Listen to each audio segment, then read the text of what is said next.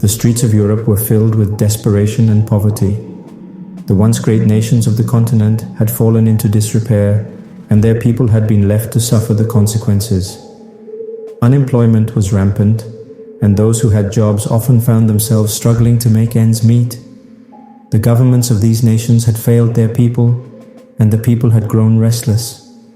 It was in this atmosphere of unrest that the Russian and Chinese governments saw their opportunity. The two nations shared a common goal, the expansion of their respective empires. They saw Europe as a ripe target, and they wasted no time in moving to take advantage of the situation. By 2035, the Russian alliance of nations had grown to be larger than the USSR ever was. Countries like Austria, Bulgaria, Poland, Finland, Norway, and Sweden had all joined the Russian collective. By this time, the Chinese had annexed Greece, Albania, Romania, and Croatia.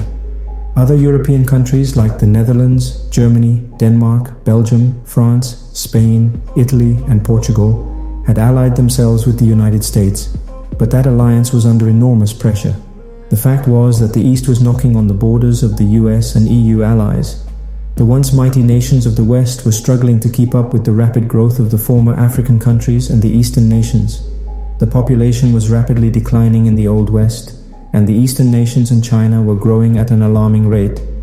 The Chinese regime, in particular, was looking to expand their borders. After failing to capitalize on the African countries, they turned their attention to Europe.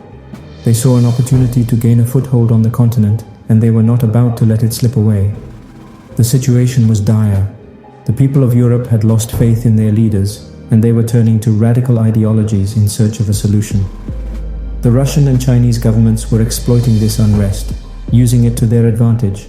They were offering the people of Europe a way out of their misery, but at a steep price. Christian of Emmanuel.